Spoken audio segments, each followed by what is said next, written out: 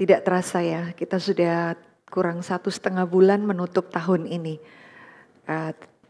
Kita berharap boleh Tuhan beri anugerah menyelesaikan sampai tahun ini. Bersyukur melihat beberapa wajah-wajah yang sudah lama tidak kelihatan. Selamat siang, pagi ya Bu Ana, Bu Ungki. Enggak senengnya disebut-sebut nih ya, udah beberapa orang. Kita bersyukur di hadapan Tuhan, mari kita tundukkan kepala, kita masuk di dalam doa. Tuhan, kami ini hamba-hambamu, kami datang di hadapan-Mu berharap belas kasihan. Kiranya Bapa yang penuh kasih menyingkapkan kebenaran itu lewat pekerjaan Roh Kudus seluas-luasnya Tuhan di dalam akal budi kami, perasaan dan kehendak kami. Tariklah kami lebih dekat kepadamu ya Tuhan. Kami berdoa Tuhan tolong hamba Tuhan di dalam seluruh rangkaian persiapannya boleh menyampaikan perenungan firman Tuhan. Jagailah dia Tuhan untuk tidak mengatakan hal-hal yang tidak sesuai dengan isi hati Tuhan. Berjagalah di mulut bibirnya Tuhan dan hanya mengatakan apa saja yang Tuhan inginkan. Tuhan menolongnya dalam semua kekurangan keterbatasan. Kami semua yang boleh mendengarkan bagian perenungan firman Tuhan, Tuhan bukakan hati kami berespon dengan benar Tuhan. Beri kami kerendahan hati dan kesukaan memikirkan jalan-jalan-Mu Tuhan. Dan di tengah-tengah kebisingan dunia ini, kebingungan, kepahitan, dan ketidakpastian, kami tetap melihat terang firman Tuhan memimpin langkah kami di depan. Terima kasih ya Tuhan. Dengarlah seru sembahyang kami ya Bapa, dalam nama Kristus Yesus Tuhan, Juru Selamat kami, firman yang hidup. Kami bersama-sama sudah berdoa. Amin. Ibu-ibu yang dikasihi Tuhan, jujur saya sendiri baru pertama kali mempersiapkan materi ini ya tentang Josheba ya. The Princess Hero di dalam Alkitab yang hampir kita jarang, tidak pernah ada ceritanya dalam sekolah minggu. Mungkin di dalam remaja juga jarang kita bahas.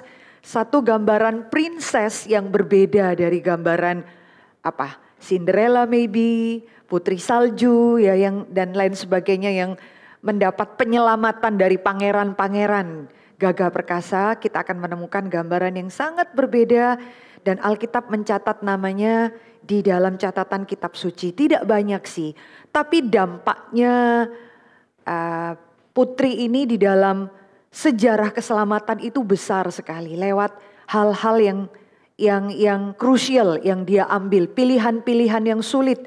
Dan kita bersyukur ibu-ibu saya sendiri ya waktu mempersiapkan 10 Courageous Women ini Tuhan mendisiplin saya, melatih saya, mempersiapkan dan saya sungguh diberkati, berharap Tuhan beri saya kekuatan menghidupinya ya. Itu jadi satu kelimpahan. Saya sungguh berharap setiap persiapan Tuhan boleh memberkati setiap kita. Ibu-ibu, saya mau mengajak kita membuka beberapa bagian agak panjang. Tetapi saya mau kita baca bersama-sama karena termasuk ini jarang kita berikan perhatian. Kalaupun kita selesai baca Kejadian sampai Wahyu mungkin terlewatkan begitu. Ya kita buka 2 Raja-Raja. Mari kita melihat 2 Raja-Raja pasalnya yang ke-11. 2 Raja-Raja pasal ke-11 panjang ceritanya ya. Mohon kesediaan satu orang ibu boleh baca bagian ini, silahkan. Tolong jangan saling menunggu. Ya Ibu Evi ya, tolong Bu Evi 2 Raja-Raja pasal 11. Ya, Ibu baca deh bergantian ayat 1, 2 seterusnya dengan Butet ya. Silahkan ayat 1 sampai dengan ayat 20. Silahkan Bu. 2 Raja-Raja 11 ayat 1. Ketika Atalia ibu Ahazia melihat bahwa anaknya sudah mati, maka bangkitlah ia membinasakan semua keturunan raja. Tetapi Josheba, anak perempuan Raja Yoram, saudara perempuan Ahazia, mengambil Yoas bin Ahazia, menculik dia dari tengah-tengah anak-anak raja yang hendak dibunuh itu, memasukkan dia dengan inang penyusunya ke dalam gudang tempat tidur, dan menyembunyikan dia terhadap Atalia, sehingga dia tidak dibunuh. Maka tinggallah dia 6 tahun lamanya bersama-sama perempuan itu dengan bersembunyi di rumah Tuhan, sementara Atalia memerintah negeri. Dalam tahun yang ke-7, Yoyada mengundang para kepala pasukan 100 dari orang Kari dan dari pasukan Betara penunggu. Disuruhnyalah mereka datang kepadanya di rumah Tuhan, lalu diikatnya perjanjian dengan mereka dengan menyuruh mereka bersumpah di rumah Tuhan. Kemudian diperlihatkannya lah anak raja itu kepada mereka. Sesudah itu ia memerintahkan kepada mereka, inilah yang harus kamu lakukan. Sepertiga dari kamu, yakni yang selesai bertugas pada hari Sabat di sini, tetapi mengawal di istana raja. Sepertiga lagi ada di pintu gerbang sur, dan sepertiga pula di pintu gerbang di belakang para bentara penunggu haruslah mengawal di istana. Dan kedua regu daripada kamu, yakni semua orang yang bertugas di sini pada hari Sabat dan mengawal di rumah Tuhan, haruslah mengelilingi raja dari segala penjuru, masing-masing dengan senjatanya di tangannya, dan siapa yang mendatangi barisan haruslah mati dibunuh. Dan baiklah kamu menyertai raja setiap kali ia keluar atau masuk. Para kepala pasukan 100 itu melakukan tepat seperti yang diperintahkan Imam Yoyada. Masing-masing mengambil orang-orangnya yang selesai bertugas pada hari Sabat bersama-sama dengan orang-orang yang masuk bertugas pada hari itu, lalu datanglah mereka kepada Imam Yoyada. Imam memberikan kepada para kepala pasukan 100 itu tombak-tombak dan perisai-perisai kepunyaan Raja Daud yang ada di rumah Tuhan. Kemudian para bentara itu, masing-masing dengan senjatanya di tangannya, mengambil tempatnya di lambung kanan sampai ke lambung kiri rumah itu dengan mengelilingi mezbah dan rumah itu untuk melindungi raja. Sesudah itu Yoyada membawa anak raja itu keluar, mengenakan jejamang kepadanya dan memberikan hukum Allah kepadanya. Mereka menobatkan dia menjadi raja serta mengurapinya, dan sambil bertepuk tangan berseluruh mereka, "Hiduplah raja!" Ketika Atalia mendengar suara bentara-bentara penunggu dan rakyat, pergilah ia mendapatkan rakyat itu ke dalam rumah Tuhan. Lalu dilihatnyalah raja berdiri dekat tiang menurut kebiasaan, sedang para pemimpin dengan para pemegang nafiri ada dekat raja, dan seluruh rakyat negeri bersukaria sambil meniup nafiri. Maka Atalia mengoyakkan pakaiannya sambil berseru, "Kianat, kianat!" Tetapi Imam Yoyada memerintahkan para kepala pasukan 100, yakni orang-orang yang mengepalai tentara, katanya kepada mereka, "Bawalah dia keluar dari barisan. Siapa yang memihak kepadanya, bunuhlah dengan pedang." Sebab tadinya imam itu telah berkata, "Janganlah ia dibunuh di rumah Tuhan." Lalu mereka menangkap perempuan itu. Pada waktu ia masuk ke istana raja dengan melalui pintu bagi kuda, dibunuhnyalah dia di situ. Kemudian Yoyada mengikat perjanjian antara Tuhan dengan raja dan rakyat, bahwa mereka menjadi umat Tuhan, juga antara raja dengan rakyat. Sesudah itu masuklah seluruh rakyat negeri ke rumah Baal, lalu merobohkannya. Mereka memecahkan sama sekali mesbah-mesbahnya dan patung-patung, dan membunuh Matan imam Baal di depan mesbah-mesbah itu. Kemudian Imam Yoyada mengangkat penjaga-penjaga untuk rumah Tuhan. Sesudah itu ia mengajak para kepala pasukan 100 orang-orang Kari dan para bentara penunggu dan seluruh rakyat negeri, lalu mereka membawa raja turun dari rumah Tuhan. Mereka masuk ke istana raja melalui pintu gerbang para bentara, kemudian duduklah raja di atas tahta kerajaan. Bersukarialah seluruh rakyat negeri dan amanlah kota itu setelah Atalia mati dibunuh dengan pedang di istana raja. Ya, lanjut Bu sampai 12 ayat 2, silakan. Yoas berumur 7 tahun pada waktu ia menjadi raja. Dalam tahun ke-7 zaman Yehu, Yoas menjadi raja dan 40 tahun lamanya ia memerintah di Yerusalem. Nama ibunya ialah Zibia dari Bersheba. Yoas melakukan apa yang benar di mata Tuhan seumur hidupnya selama Imam Yoyada mengajar dia. Iya, sampai baca lagi Bapak Ibu Saudara 2 Raja-Raja 12 ayat 1 sampai 2. Tadi udah dibaca, lalu Tawarikh ya, compare ya. Tawarikh itu terkenal mencatat dari garis keturunan Daud, kerajaan Yehuda, memberikan penghargaan yang besar untuk semua keturunan Daud ya. 22 ayat 10 sampai ayat 12. Silahkan dong salah satu dari kita boleh baca. Ketika Atalia ibu Ahazia melihat bahwa anaknya sudah mati, maka bangkitlah ia membinasakan semua keturunan raja dari kaum Yehuda. Tetapi Yosabat, anak perempuan raja, mengambil Yoas bin Ahazia, menculik dia dari tengah-tengah anak-anak raja yang hendak dibunuh itu, memasukkan dia dengan inang penyusunya ke dalam gudang tempat tidur. Demikianlah Yosabat, anak perempuan Raja Yoram, istri Imam Yoyada, ia adalah saudara perempuan Ahazia, menyembunyikan dia terhadap Atalia, sehingga ia tidak dibunuh Atalia.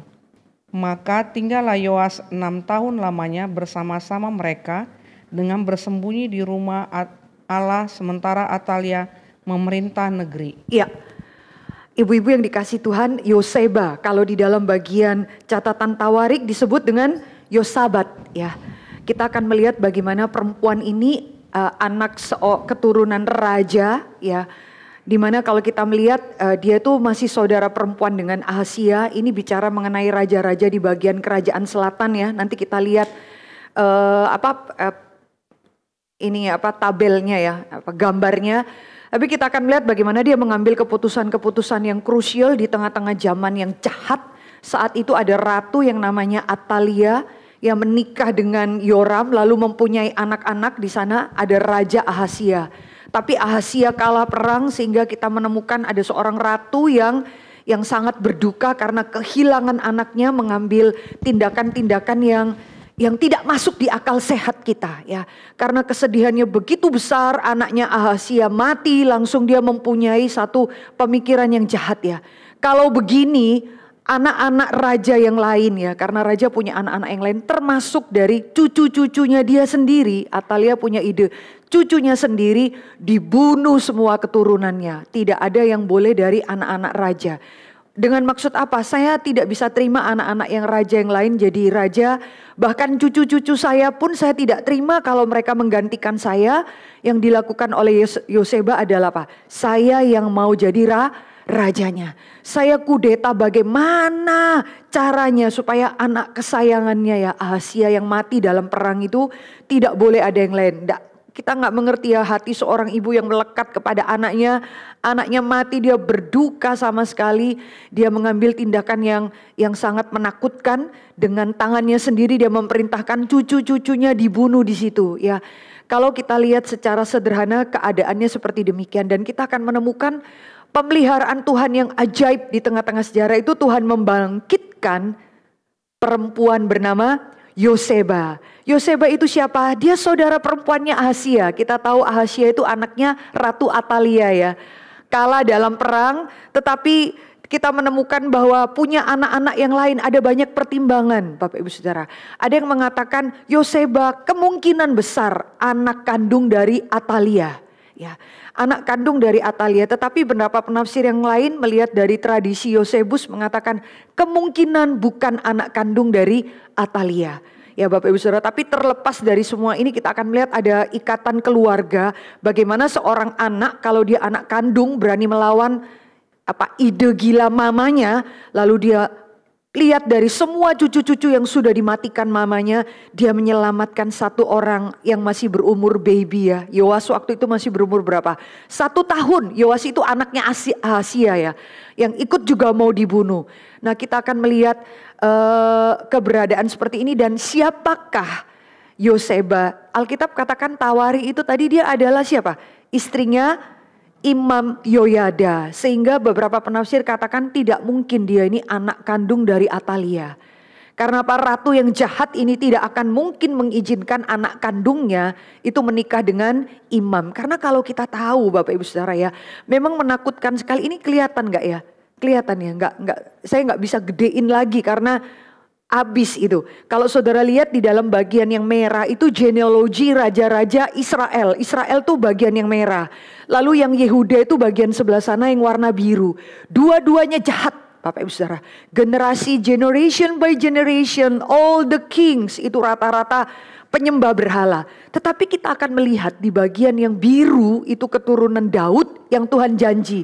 Lewat keturunan Daud lah kerajaannya akan kokoh selama-lamanya. Tuhan pakai di bagian sebelah sana. Daud, Salomo, pada waktu Salomo itulah kemudian terkoyak jadi 2. Ya, 12 suku ikut bagian Yehuda warna biru. Lalu bagian 10 suku yang lainnya ikut bagian yang merah. Nah Bapak Ibu Saudara, kalau melihat dari keturunan Daud itu Salomo, Rehabeam, Abia, semua yang bagian biru itu masih pure ya. Mereka memegang janji Tuhan bahwa apa? Yang akan menjadi Mesias next itu dari keturunan Daud, dan raja-raja itu kerajaannya kokoh selama-lamanya. Terus jadi ini punya anak ini punya anak ini. Benar-benar dipertahankan pure dari raja sebelumnya. Agak beda dengan yang 10 suku yang lainnya. Tidak heran mereka sering kawin campur ya. Jadi kalau kita melihat bagian yang sebelah sini ada tanda yang hitam, itu putus-putus. Itu tidak langsung Nadab anaknya Baesa, enggak ya. Jadi tidak pure anaknya yang menggantikan, tapi orang lain. Tidak heran mainland yang biru itu menganggap remeh yang merah. Kenapa? Lu udah kawin campur. Lu gak murni, ya beda dengan kami yang warna biru dari bagian ini. Tetapi kerajaan itu memang dikoyak jadi dua karena Rehabeam, itu yang biru sana, atasnya Salomo ya. Salomo berubah setia, maka Tuhan hukum dan kerajaan itu dikoyakkan menjadi dua. Nah Bapak Ibu Saudara, dari lihat bagian ini, kalau kita lihat sejenak sepertinya sepele ya. Ya gak sepele sih, ada seorang oma mau membunuh cucunya, itu menakutkan sekali ya. Setiap kita itu aduh satu penghiburan, saya sendiri memainkan Tuhan apakah saya masih boleh melihat cucu gitu ya. Itu gambaran kita mama-mama ya. Bolehkah dapat kesempatan, kita bahagia sekali loh. Melihat beberapa jemaat yang menikmati mendapat kesempatan membesarkan cucunya, itu penghiburan yang luar biasa ya. Kita pun bisa tertular suasana bahagianya melihatnya. Tapi saudara melihat ya bahwa konflik ini, kenapa ada nenek itu cenderung ratu yang gila, mau membunuh semua anak laki-laki, menghabiskan, lalu dia yang mau jadi raja. Saudara, kalau saudara lihat di dalam framework yang besar ya, peperangan antara anak keturunan perempuan dengan keturunan ular terus sepanjang sejarah, kita akan mengerti ya. Karena apa? Atalia itu ternyata anaknya siapa Bapak Ibu Saudara? Ahab dan Isabel. Itu ini gimana ya? Ya Ahab dan nggak bisa kelihatan. Ya Bapak Ibu lebih dekat sendiri ya. Saya ya thank you Pak. Ya sudah lihat itu Ahab, Isabel, panahnya ke sana nanti punya anak Atalia, diberi bold di situ kotak merah. Atalia itu yang punya anak Ahasia di situ ya. Lalu Atalia menikah. Saudara akan melihat ya, dari seluruh keturunan tiba-tiba cross bagian ini, yang sebelah sini masuk ke sebelah sini. Atalia itu posisinya tinggi sekali Bapak Ibu Saudara. Karena di mainland yang sebelah sana itu sangat menjaga keturunan. Harus dari kebanyakan orang-orang yang keturunan Daud, cinta Tuhan, kira-kira demikian ya. Tapi masuk deh Atalia di situ. Anaknya siapa? Ahab dan Isabel kawin dengan siapa? Yoram punya anak di situ, Ahasia di situ ya. Maka tolong sebelah sana Pak. Maka di tengah-tengah konflik seperti demikianlah Tuhan mengizinkan satu perempuan princess di situ ya, anak perempuan, yaitu siapa? Yoseba, bagian yang biru sebelah sana. Ya, bagian yang biru Yoseba dimasukkan di sebelah situ, sehingga kita lihat ya pertarungan ini antara si ratu jahat Atalia dengan seorang perempuan putri raja namanya Yoseba. Di situ kita akan melihat sepanjang sejarah apa yang diberitahu di dalam Kejadian ya. Keturunan perempuan itu dan keturunan ular itu Tuhan yang akan mengadakan permusuhan. Dan di dalam bagian ini kita akan melihat ibu-ibu yang dikasih Tuhan boleh balik lagi. Konfliknya jadi kelihatan secara keluar lebih besar ya. Kok bisa sih ada ratu mau mengenoside semua cucu-cucunya? Karena apa? Karena dia memang mau mematikan mainland dari keturunan Daud. Janji Tuhan keturunan Daud kerajaannya kokoh selama-lamanya. Dia mau cut itu bagian dengan apa? Merusak seluruh keturunan Daud itu yang laki-laki harus dimatikan. Lalu siapa Atalia? Atalia itu anaknya Isabel.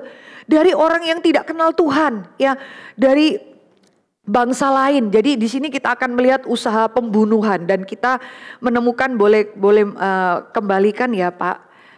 Kita akan melihat sebentar ya. Di dalam bagian ini kisah ini menjadi sangat indah. Boleh kembali lagi ya Pak. Ini saya no putar balik ya, mundur. Nah ya Next ya, oke ya. Nah, Bapak Ibu, di dalam main framework seperti ini kita bisa mengerti ya pergumulan seperti apa yang sedang terjadi dan kenapa Ratu Atalia itu mau mengenoside cucu-cucunya, mematikan semua. Kalau kita lihat di tengah-tengah kondisi seperti demikian, keberanian Yoseba itu luar biasa. Ibu-ibu yang dikasih Tuhan, Yoseba itu adalah seorang putri raja yang meresikukan luar biasa. Bukan tipe putri raja yang bersolek, dilayani para dayang-dayang, minta menuntut melayani. Tetapi dia bisa peka loh, ini zaman yang jahat. Mamaku Atalia memang menjadi ratu penguasa. Aku baru kehilangan kakakku Ahazia, baru mati. Dia sendiri pun mengalami kedukaan, tetapi dia menjadi seorang perempuan muda yang bisa tegak ya, yang bisa mengingat janji Allah bahwa tidak boleh pembunuhan bayi seperti ini. Ini bukan sekedar masalah moral. Ini bukan sekedar kasihan ya anak-anak bayi itu dimatikan. Tapi dia bisa sadar loh, ini ada peperangan rohani yang jauh lebih besar daripada sekedar membunuh bayi-bayi. Yaitu apa? Dia mengingat, dia pegang rencana Tuhan. Tuhan itu yang terutama dalam hidupnya. Tidak ada yang lain. Dia ingat Tuhan janji lewat keturunan Daud. Kenapa sekarang anak-anak laki-laki mau dibunuh oleh mamaku sendiri yang jahat. Maka dia mengingat, memegang rencana Tuhan. Tuhan itu yang utama. Itu yang memberikan refleks pada dia ya. Berani mengambil keputusan-keputusan yang sangat krusial. Karena dia itu mempertaruhkan nyawanya. Perhatikan ibu-ibu ya, kalau boleh dibikin storytelling di tengah-tengah seperti mengajar sekolah minggu ya. Dia baru dengar lalu diberitahu, Yoseba, kakakmu mati dibunuh. Dan mamamu sedang menangis di kamarnya berduka sekali. Yoseba kaget, kakaknya baru mati. Dan dia melihat mamanya berteriak menangis karena itu adalah anak kesayangannya. Yang meneruskan keturunan kebanggaan mamanya. Tapi kemudian dia melihat mamanya memberikan perintah. Periksa seluruh kamar, ambil semua anak laki-laki, bocah laki-laki, bayi semua. Dari keturunan anak saya pun, cucu saya pun. Dia perintahkan seluruh penjaga untuk merampas anak-anak itu. Bapak Ibu kalau perhatikan catatan yang di dalam Alkitab. Lalu Yoseba itu mengambil Yoas. Ada penafsir katakan di tengah-tengah tumpukan mayat anak-anak. Raja-raja dan cucu-cucu yang sudah dibunuh. Kita nggak ngerti ya gambarannya seperti apa. Apa kayak di film dia ketumpuk nih baby di antara semua. Lalu si Yoseba menolong atau yang pasti dia dengan bijaksana Tuhan itu mempertaruhkan nyawanya. Kondisi seperti demikian dia mungkin lari terus melihat beberapa keponak-keponakannya mati. Dan dia mengambil satu orang anak yang dia tahu ini anak abangnya Ahazia. Satu bayi ini perlu diselamatkan. Anak bayi umur 1 tahun dia mempertaruhkan nyawanya. Dia mengambil dan dia bisa punya ide ya yang luar biasa dari Yoseba itu. Mengatur strategi sangat bijaksana. Kemungkinan besar dia tidak punya anak. Alkitab tidak mencatat ya, kita tidak tahu. Dan memang pada saat itu dia tidak pada potensi bisa menyusui bayi. Dia nggak punya kapasitas untuk itu, tetapi kemudian dia mulai memikirkan bagaimana ya menyelamatkan anak bayi ini dengan inang penyusunya sekalian dia bawa, dia ambil resiko itu. Ibu-ibu perhatikan ya, saya pernah bahas tentang Sifra dan Puah. Kita akan melihat dalam sejarah raja-raja yang jahat. Ya kemungkinan besar Atalia itu membunuh cucu-cucunya karena dia belajar dari Firaun. Ya. Dia belajar dari Firaun. Dunia ini pagan diwakili oleh Firaun, Herodes, bahkan Atalia sangat memahami loh ibu-ibu yang dikasih Tuhan bahwa bayi, our generation, next generation itu berharga sekali. Pertaruhan perang itu bukan mematikan jenderal-jenderal, mematikan kepala tentara atau pasukan. Mereka tidak seberapa takut. Seni perang tertinggi adalah apa? Hancurkan anak-anak kita. Rusak anak-anak kita. Kalau zaman dulu itu yang dirusak adalah fisiknya. Matiin, genocide, matiin. Waktu matiin, Tuhan simpan satu di istananya Firaun. Yang ini Atalia matiin semua cucu-cucunya. Ternyata apa? Anaknya sendiri menyelamatkan satu cucu dari Atalia. Ya dia atur strategi seperti demikian, kemungkinan besar. Ya dia suruh kepada pembantunya untuk cepat-cepat kasih tahu suami saya. Kita ketemu ya di depan rumah Tuhan. Karena anak itu disembunyikan di mana? Di bait Di bait Allah kan tadi catatannya, cepet kasih tahu suamiku, ada peristiwa berdarah yang menakutkan. Ada banyak anak-anak keponakanku yang mati, yang dibunuh oleh mama. Tapi cepet kasih tahu suamiku supaya ketemu kita di pintu rumah bait Allah. Kemungkinan demikian. Waktu suaminya balik, siapa suaminya itu? Imam Yoyada. Suruh perhatikan ya, keberanian seorang istri, seorang perempuan yang mengutamakan Tuhan, itu memberikan efek dan dampak luar biasa dalam keluarga. Terutama lewat siapa? Suami dan anak-anakmu. Pertama itu beri dampak pada siapa? Yang menjadi satu bagian tubuh dengan kita sampai maut memisahkan kita. Itu suami kita. Kenapa? Karena Imam Yoyada Tuhan bangkitkan ya untuk melawan Atalia itu 2 orang. Suami istri, sepasang suami istri couple yang dua-duanya cinta Tuhan. Yang satu putri raja, yang satu imam di dalam hal rohania, seorang rohaniawan. Kenapa Yoyada itu bisa mengatur strategi dengan begitu baik untuk menyelamatkan bayi ini? Karena dia lihat apa? Iman istrinya. Mereka bertemu di depan rumah Tuhan. Yoyada kemungkinan nanya, kamu ini lagi bawa siapa? Anak siapa ini? Dan Yoseba kemudian memberanikan diri dan katakan, ini anak dari Ahazia. Mama mau bunuh dia. Tapi aku percaya Tuhan punya janji lewat keturunan Daud tidak boleh dimatikan. Saudara akan melihat ya sepanjang sejarah. Nanti juga masuk di dalam zamannya Esther. Kita akan melihat terus mau dimatiin. Tapi Tuhan pelihara. Sekarang Tuhan pelihara bayi ini yang nanti akan menjadi raja di dalam kerajaan Yehuda. Lewat apa? Seorang Yoseba. Wah, Imam Yehuda tuh melihat keberanian istrinya. Apa? Kalau sampai mamamu tahu kamu melawan perintahnya, matilah kamu, matilah seluruh keturunan kita. Kenapa? Bisa bayangin ya, orang sakit jiwa yang mau bunuh cucunya, dia membunuh sekian generasi. Itu jahatnya bagaimana Bapak Ibu Saudara? Dia mempertaruhkan lebih baik saya nggak punya anak, daripada keturunan Daud itu dipelihara generation by generation. Dia betul-betul melawan kehendak Tuhan. Saya tahu Tuhan memberkati keturunan Daud, tapi saya mau matikan keturunan Daud itu di sini. Saya yang akan jadi ratu.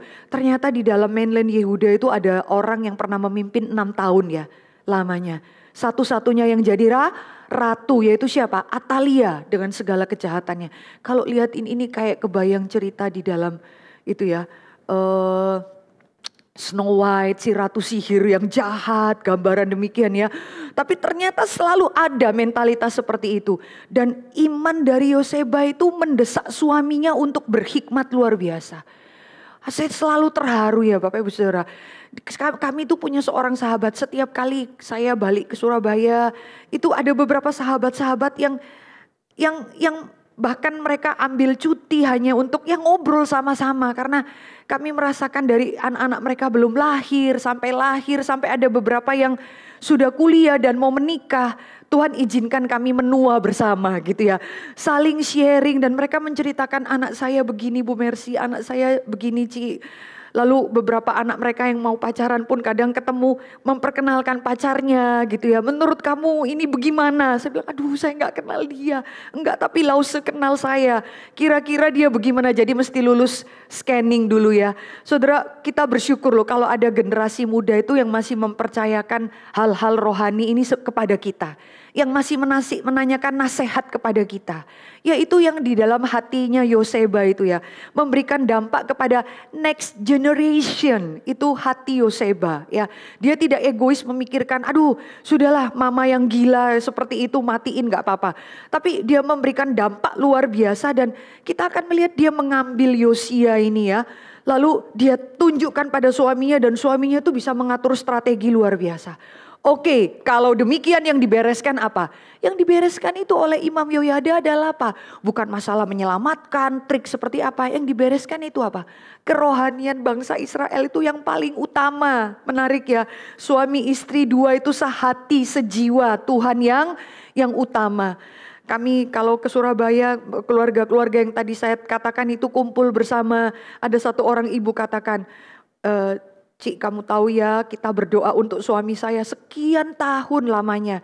Ternyata setelah lewat belasan tahun suaminya mulai cinta Tuhan. Lalu dia cerita, saya pernah sharingkan di sini. Saya tanya pada suami saya, mamanya dia ada kasih harta warisan kepada dia pada waktu dia menikah. Sebidang tanah yang besar yang kalau dijual itu sekian M. Lalu keluarga ini berkecukupan dan dia tanya pada suaminya, tanah ini kan Tuhan kasih buat saya. Mama kasih buat saya. Tapi kamu suami saya tanya pada kamu, kalau tanah ini saya berikan untuk pekerjaan Tuhan, dijual bagi kepada semua gereja reform yang Pak Tong bilang 25 gereja itu. Kamu setuju enggak? Dia minta saya doakan suaminya. Saya sangat terharu sekali. Dan saudara tahu suaminya melihat kamu serius ya. Itu sekian M kamu mau jual, kamu enggak ambil apa-apa. Itu milik kamu bukan milik saya. Terus dia bilang, enggak itu milik kita bersama. Saya tanya pada kamu, kamu rela enggak? Suaminya lalu katakan, saya melihat konsistensi kamu ya bertahun-tahun untuk pekerjaan Tuhan itu luar biasa. Jual, beri untuk pekerjaan Tuhan. Bulan lalu saya ke Surabaya, mereka dengan sukacita memberitahu bahwa suaminya sudah ikut PA, ikut KTB. Saya tanya pada suaminya, gimana kamu? Terus dia bilang, aku lihat hati istriku Ci, bertahun-tahun militan cinta Tuhan.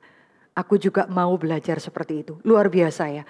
Tidak mudah ibu bapak ibu karena saya mengenal keluarga ini, istrinya kalau mau pergi ikut PA, ikut stris, suaminya pasti melarang. Ya kebaktian di reform pun masih harus izinnya itu 2 hari atau 3 hari sebelumnya. Tapi pelan-pelan di hatinya dan dia katakan, aku melihat konsistensi hati istriku untuk Tuhan. Ibu-ibu tahu nggak? Minggu lalu saya pimpin PA remaja kita. Saya bawakan itu God, me and my family. Saya bawakan tentang desain Allah, tentang keluarga. Dan menarik saya bagi anak-anak itu di dalam kelompok 3-4. Apa yang kamu banggakan punya papa dan mama Kristen? Apa yang kamu banggakan? Kamu bisa learn apa dari papa mamamu? Mereka itu kan lucu ya, cerita-cerita dengan gayanya mereka. Mereka yang cerita saya yang mewek loh Bapak Ibu Saudara. Saya terharu sekali. Karena ada beberapa anak-anak remaja kita itu anak laki-laki, mereka bisa katakan demikian. Sharing kan saya dengar ya, dia katakan apa? Waduh, aku gak punya papa, gak sempat ketemu papa. Tapi mamaku, karena papanya meninggal, kira-kira Bapak Ibu bisa tebak dia ya.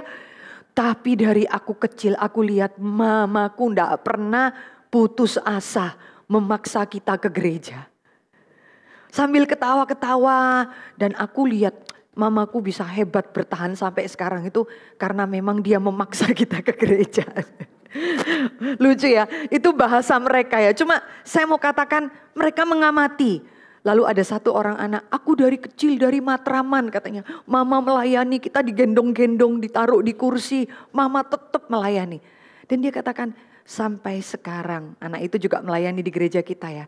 Yang paling dia banggakan itu apa? Mengamati mamaku militan cinta Tuhan. Dia bilang, papa rada gak mirip mama. Papa tuh on off. Lucu ya. Papa tuh on off. Tapi mama itu luar biasa ya. Saya bisa mengamati mereka cerita apa yang positif. Ada satu anak jemaat kita katakan, mama itu 11-12 sama papa. Saya kaget. 11-12 apa tahu ya? Mirip mereka itu. Karena mereka diskus. Saya mirip apa? Kalau mama A, papa pasti A. Gitu ya.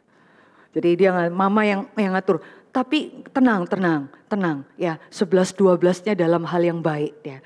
Mereka katakan demikian. Jadi terus saya tanya kalau mamamu 11-12 sama papamu menurut kamu gimana? Jengkel enggak? Dia bisa jawab apa? Enggak sih, kita malah tenang di rumah itu. Enggak bingung. Bagus ya. Mama papanya sehati. Dia tahu, dia bilang kalau mama bilang hari ini besok ke gereja, papa gak bisa apa-apa. Kita semua harus bangun pagi ke gereja. Saya lucu istilahnya, mama papa 11-12. Kalau kita bilang, pak kebaktian siang ya, papanya bilang enggak. Untuk Tuhan itu yang utama. Dia sering ganggu. Kalau papa udah ngomong rohani lah kita Bu Mercy kita ganggu-ganggu papa. Cie mirip mama ya. Nah, demikian ya. Tapi itu hal-hal yang lucu. Ibu-ibu tahu saya betul-betul mendengarkan mereka sharing itu. Saya tersentuh ya. Saya melihat anak-anak itu mengamati hidup orang tuanya. Anak-anak itu tidak selalu mendengar Bapak Ibu. Tidak selalu kita ngomong apa kadang masuk sini keluar. sini. Tetapi mereka betul-betul mengamati. Mereka bisa punya memori loh waktu cerita. Waktu di Matraman, ditidurin di kursi. Dari tidur sampai bangun, Mamat masih tetap melayani Tuhan. Sometimes kita merasa itu hal yang membosankan ya. Tetapi itu memberikan dampak. Berapa banyak persen kata-kata yang bisa terdengar di telinga anak kita. Tetapi kelakuan kita, tindakan kita itu memorize luar biasa di dalam pikiran anak-anak kita. Saudara akan melihat ya di dalam sejarah itu selalu raja-raja itu ingin mematikan anak-anak. Firaun takutnya sama anak bayi. Atalia takutnya sama apa? Anak bayi, walaupun itu anak dari keturunannya sendiri. Karena kita akan melihat desain peperangan rohani dari iblis, dari si setan dengan pekerjaan Tuhan. Itu terus akan bertempur seperti demikian. Tetapi Tuhan izinkan ya ketika Firaun berusaha membunuh seluruh bayi-bayi itu. Tuhan pakai apa? Yochebed kan. Yochebed itu apa? Ketenangannya ya. Jiwanya yang tenang dan dia membimbing anaknya Miriam. Bisa bayangkan di seluruh sungai Nil itu mungkin ada beberapa terapung bayi-bayi yang sudah mati. Karena Alkitab katakan Firaun tidak sungkan-sungkan membunuh, menyembelih semua anak-anak bayi. Situasinya sangat horor sekali. Tapi Yochebed itu bisa punya ketenangan. Bijaksananya adalah apa? Dia bisa menyerahkan anaknya masuk ke dalam keranjang. Kata keranjang di situ persis sama dengan dicatat tentang peristiwa apa? Nuh. Waktu Tuhan menyuruh dia membangun bahtera ya. Tuhan membangun bahtera, maka beberapa umat pilihan Nuh dan keluarganya ada di dalam bahtera itu. Kata bahtera itu persis sama dipakai waktu Yochebed membuat peti keranjang itu. Menarik ya. Di tengah-tengah apungan laut yang menakutkan, sungai yang menakutkan itu. Di situ Tuhan memelihara anak-anak Tuhan. Jiwanya mama ya, coba saudara pikirkan ya. Kalau anak kita mau dibunuh, itu kita tuh orang perempuan tuh refleksnya adalah apa? Saya mau lindungi anak saya. Bahkan kalau mati pun mati dalam pelukan saya. Rata-rata sih seperti itu. Saya tidak mau. Kalaupun mati saya masih bisa lihat, saya masih pegang mayat anak saya. Tetapi Yochebed tidak loh.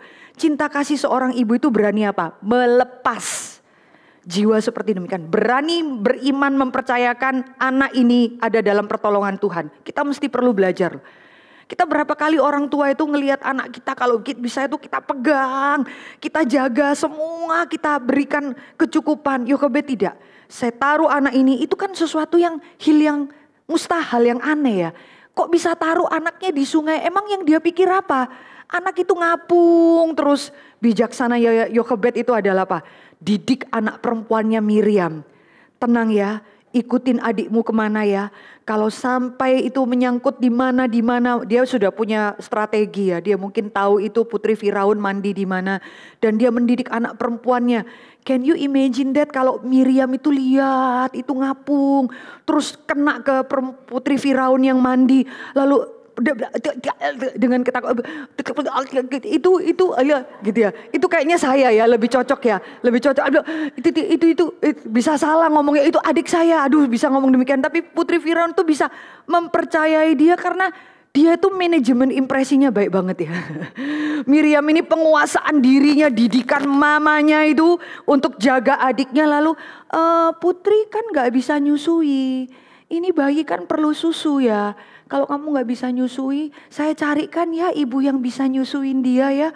Lalu putri Firaun itu kok bisa percaya sama anak perempuan ini ya. Karena dia bisa melihat ketenangan, anak ini siapa, gak ada urusan dengan bayi ini. Dramanya itu baik banget ya. Lalu dia panggil, bisa pikirkan gak Yochebed yang menanti di rumah, anak saya ini tenggelam atau tidak. Pokoknya ada dalam tangan Tuhan. Lebih baik di tangan Tuhan daripada di tangan mamanya. Berani enggak saudara? Kalaupun anak saya mati, itu matinya dijaga Tuhan daripada dijaga saya. Gak mudah. Sebagian dari antara kita akan kepingin anak itu dijaga baik-baik. Kita bingung, dia kurus gak, pucet gak, cukup makan gak, bajunya bagus gak, rumahnya gimana, bisa main time zone gak, bisa jalan-jalan gak. Kita bingung seperti itu. Yochebed tidak. Dia lebih pikirkan lebih baik terburuk anakku mati tapi di dalam tangan Tuhan. Dia belajar beriman. Bapak Ibu banyak kali itu kita mesti ada satu buku baik ya. Learning to stop. Learning to stop, full stop, selesai.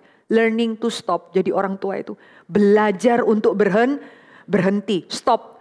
Dia bukan punya kamu. Saya yang akan jaga kamu.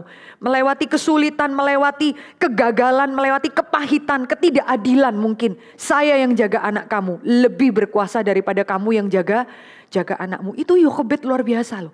Dan saudara akan melihat bagaimana saya kan waktu siapin ini bisa pikir Yokebed ya. Bisa tarik ke sana.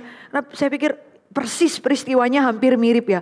Yokebed itu waktu dipanggil, mama, lalu dia nyusuin anaknya. Kira-kira seperti apa ya? Aduh, gak ada yang kebetulan ya.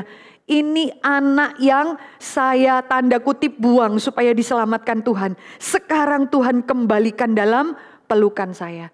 Saudara, setiap kita perempuan yang terus ingin mencengkam keluarga kita, heran kita justru kehilangan loh. Kehilangan, percayalah Bapak Ibu Saudara. Saya juga learning to stop untuk anak saya. Tapi waktu saudara berani melepas anak-anak itu di dalam tangan Tuhan. Gak ada lain, berlutut berdoa. Itu seperti Yokebed yang nunggu di rumahnya bukan? Lalu tunggu, lalu siapa yang berani melepas? Ajaibnya, Tuhan kembalikan anak kita pulang. Jangan takut. Kalau kita terus pegangin anak kita, kenapa ada orang bilang, mama bilang ke saya di satu cabang ya, kamu ini ke gereja terus, pelayanan ke gereja terus waktu Paskah lalu ya, tinggal saja kamu di gereja. Mamanya sampai bilang gitu ya, udah tinggal aja di gereja. Saudara, anaknya bilang dengan polosnya, ya udah mama suruh aku tinggal di gereja, dia keluar ambil barangnya. Mamanya bilang, apa kamu? Ya itu ya, orang tua itu bahasa nyinyir ya. Mama ini nyinyir, tapi waktu anaknya benar-benar melakukan, kita yang kebingungan, tidur aja di gereja. Ya aku bawa barangku tidur di gereja, tapi di depan mama teriak-teriak, berani kamu keluar, berani. Dia bingung, berani mamanya makin seharusnya kan mamanya cuma bilang, jangan pergi Jos, cuman itu doang. Tapi malu mengakui, kamu kalau keluar gak boleh kembali. Serius ya udah nanti aku tinggal di rumah opung. Dia baru keluar, mamanya makin kira-kira demikian ya. Saya sampai bilang pada dia, kamu ya, saya kasih tahu, anak itu kalau kamu sungguh-sungguh lepaskan dia untuk Tuhan, dia tahu itu untuk pekerjaan Tuhan.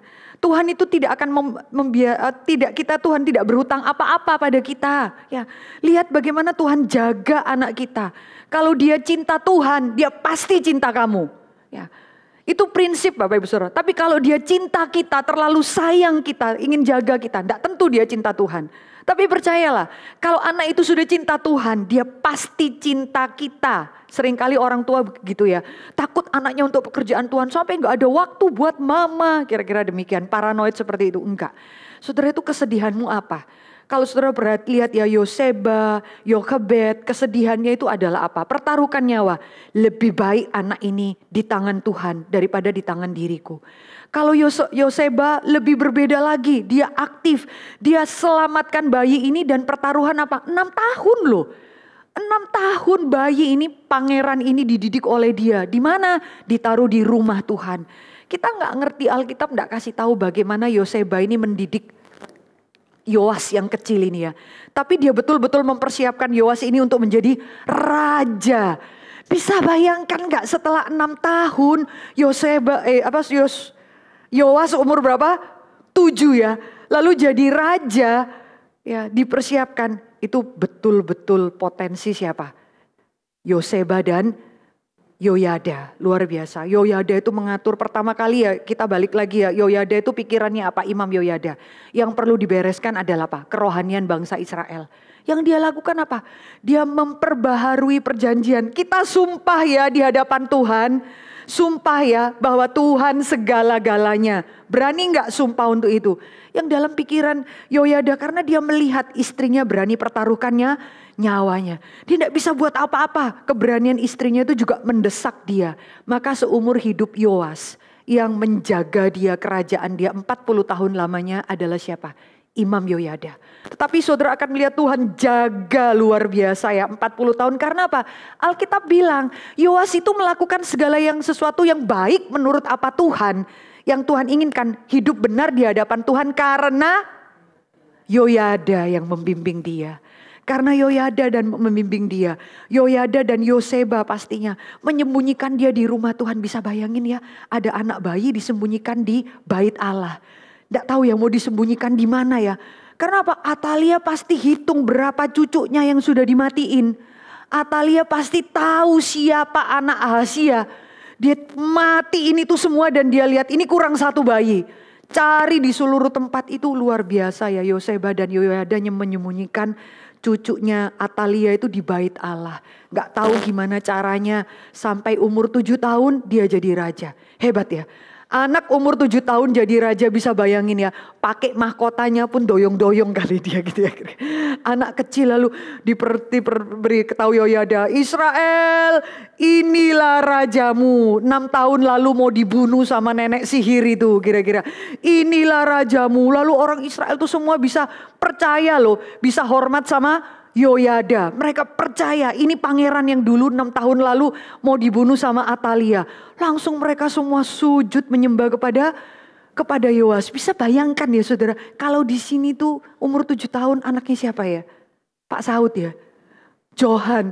Lalu lihat semua orang sujud menyembah dia. Terus dia bilang, ya memang kamu harus sujud menyembah karena aku abang, hebat. Gitu kira-kira kita bayangin anak 7 tahun. Lalu semua sujud menyembah, ya memang aku hebat. Waduh ini bahaya ini anak kalau demikian. Tapi dia sudah dididik, diberi ketenangan. Kamu pemimpin raja. Kamu diselamatkan only by grace. Kamu seharusnya mati bersama dengan cucu-cucu yang lain. Tapi Tuhan punya rencana atas hidupmu. Pasti dibimbing oleh Yoseba kan? Pasti dibimbing terus menerus sehingga anak 7 tahun ini ketika melihat semua rakyat itu sujud pada dia.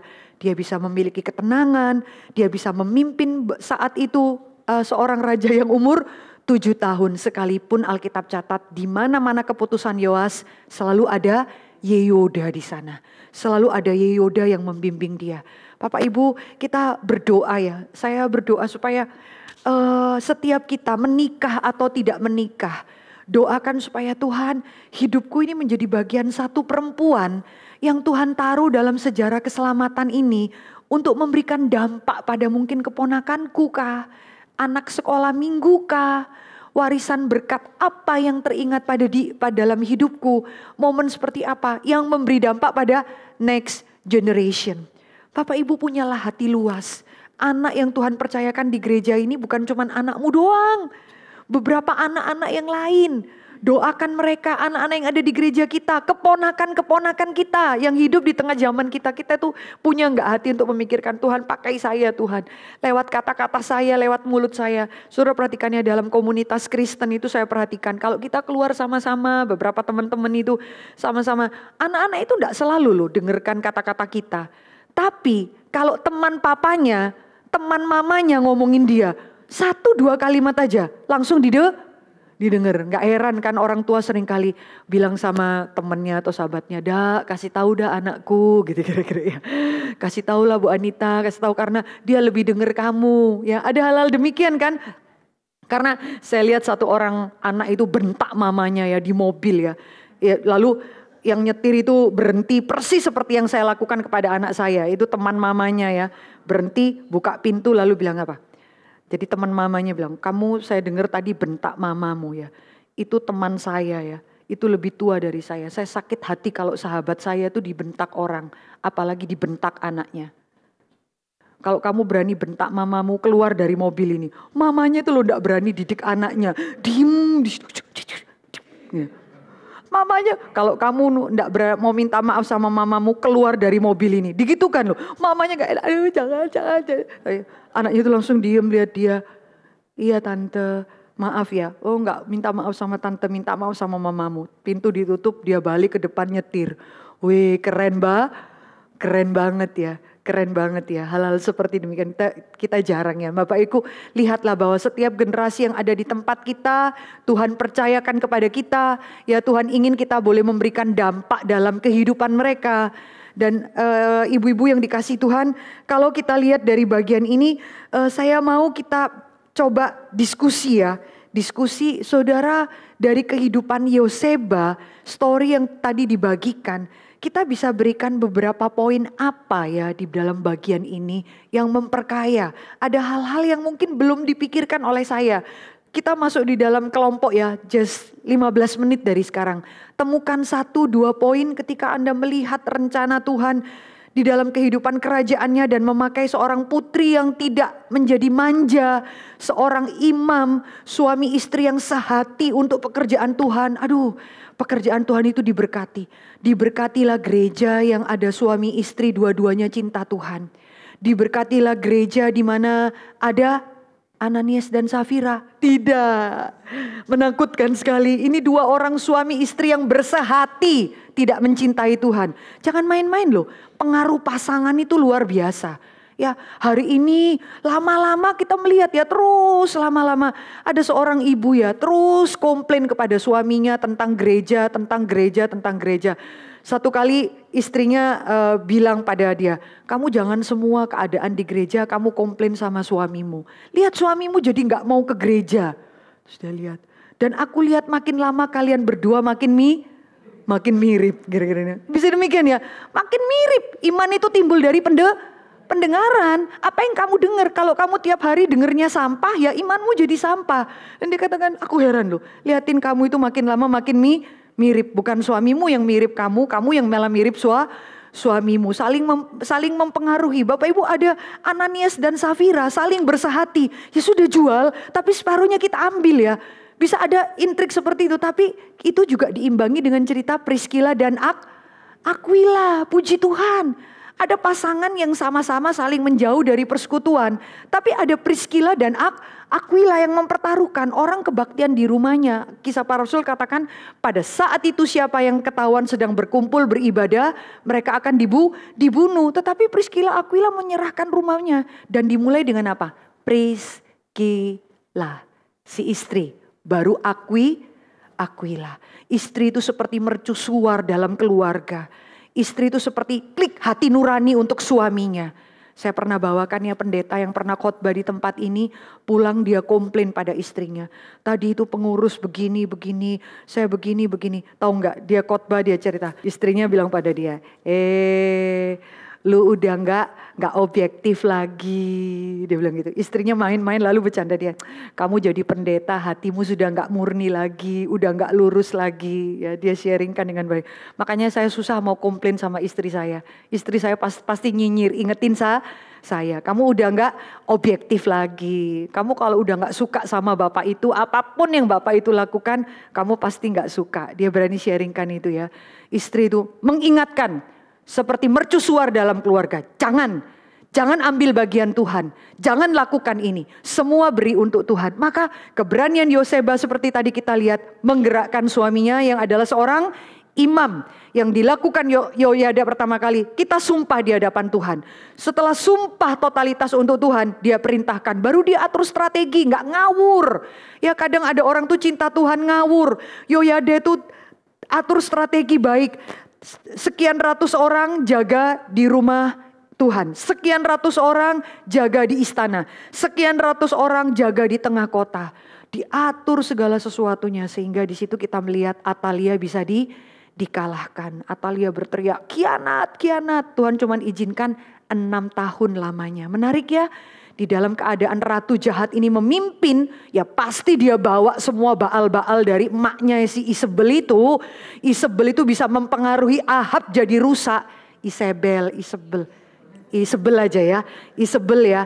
Dia persis seperti mamanya ya. Dan dia tidak bisa mempengaruhi suaminya. Yoram sudah mati. Tidak bisa mempengaruhi Ahasia. Maka dia ingin mempengaruhi seluruh Israel dengan otoritas dia. Sepertinya dia menang. Tuhan diam berapa lama? 6 tahun lamanya.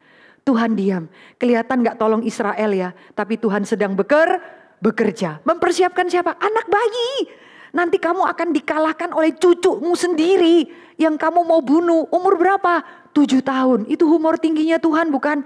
Sometimes kita pikir, why God you are absent? You are silent. Jawab saya Tuhan. Tapi pegang prinsip ibu-ibu ya. Di dalam kedukaanmu, kesedihanmu, kehilanganmu, kebingunganmu.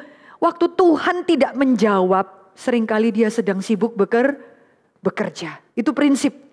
Ya, orang Israel nangis 40 tahun. Tuhan bebaskan kami dari Firaun. Tuhan bilang tenang, saya sedang bekerja. Membangkitkan satu hero yang akan membunuh Firaun dan semua kekuatannya. Dan dibesarkan di istana Firaun. Sabarlah Bapak Ibu Saudara. Tuhan belum harus menjawab semua kebingungan kita seperti yang kita inginkan. Why Lord? Jelaskan pada saya. Tapi waktu kita tanya, why Lord? Ada orang-orang seperti Yoseba yang tidak sibuk bertanya, tapi sibuk bekerja. Bagian saya apa? Kalau sampai satu kali waktu nenek sihir gila ini ketahuan, Yoas itu sedang diselamatkan Yoseba, matilah Yoseba dengan Yoyada dan seluruh keturunan mereka. Tapi Tuhan pelihara 6 tahun lamanya. Sepertinya dia diam, yes, absolutely, dan dia berhak diam. Tetapi dia sedang bekerja dengan caranya Tuhan. Sabarlah, let God be God and let man be man. Biarlah Tuhan menjadi Tuhan dan biarlah saya manusia menjadi saya manusia. Saya tidak maha tahu. Saya butuh proses, Tuhan gak butuh proses. Let God be God, let man be man. Dan kita tenang teduh di hadapan Tuhan karena kita tahu Tuhan sedang bekerja. Ibu-ibu Tuhan memberkati kita ya. Bolehkah kita masuk di dalam kelompok 3-3 saja sehingga ada banyak poin. Ya, lebih baik kelompok yang cepet-cepet dulu sharing karena nanti poinmu habis diambil poin grup yang lain. Kira-kira demikian. Mari kita tundukkan kepala, kita masuk dalam doa.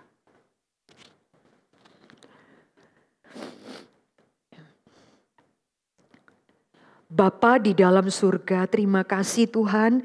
Kami sekali lagi diingatkan cara kerja Tuhan yang ajaib memimpin sejarah generasi lewat generasi. Dan kami boleh belajar melihat bagaimana bijaksana Tuhan tidak terpikirkan oleh logika dan otak kami ya Tuhan. Dan kami berkenalan dengan satu perempuan, putri raja yang sederhana, yang mempertaruhkan nyawa, yang bisa melihat kairos Tuhan, yang mengambil pilihan-pilihan yang sulit Tuhan dengan mempertaruhkan nyawa. Tuhan, ampunilah kami sebagai seorang ibu, sebagai seorang wanita, sebagai seorang istri, sebagai seorang hamba. Seringkali kami mengambil pilihan-pilihan yang instan, yang nyaman Tuhan. Pilihan-pilihan yang seringkali egois, hanya karena kami malas bergumul Tuhan. Kami malas berkorban dan mempertaruhkan nyawa. Tidak heran Tuhan, sepanjang hidup kami justru kami gelisah Tuhan. Justru kami penuh dengan ketakutan dan kepahitan. Dan kami bersyukur Tuhan, seri demi seri 10 Courageous Women, kami melihat perempuan-perempuan yang berani melepas Tuhan. Melepas haknya, melepas kenyamanannya, melepas keselamatannya demi untuk pekerjaan Tuhan. Dan kami melihat Tuhan, segala sesuatu yang kami lepas untuk Tuhan tidak akan pernah sia-sia ya Tuhan. Beri kami hati yang terbuka Tuhan. Belajar melepas keinginan kami, ego kami Tuhan. Bahkan materi, bahkan juga mungkin kesehatan kami Tuhan. Beri kami kesempatan satu kali waktu Tuhan mempertaruhkannya untuk pekerjaan Tuhan. Terima kasih ya Tuhan. Jikalau sejarah mencatat ada perempuan-perempuan yang rela berkorban demikian. Ada orang-orang di sekitar kami yang kami lihat teladan hidupnya begitu indah Tuhan. Mengutamakan pekerjaan Tuhan lebih daripada apapun. Izinkan juga Tuhan kehadiran kami dengan kerendahan hati, dengan kesenyapan Tuhan. Kami tidak perlu memamerkan pada siapapun Tuhan. Kami mau belajar bekerja dengan cara Tuhan. Di dalam senyap, di dalam diam Tuhan, ada hati yang dipersembahkan untuk Tuhan. Beri kami keberanian Tuhan. Terima kasih Bapa, dengarkanlah seru doa kami. Pimpinlah juga diskusi kami Tuhan, sehingga kami melihat kebenaran-kebenaran yang lebih limpah lagi di dalam hidup wanita-wanita yang takut akan Tuhan. Terima kasih Bapa, dengarkanlah seru doa ini dalam nama Tuhan Yesus kami berdoa. Amin.